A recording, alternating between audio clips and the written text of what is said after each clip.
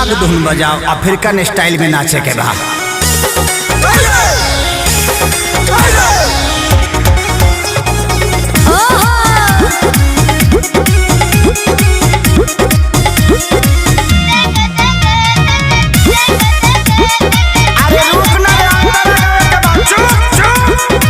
मौजी रूगल बेचो।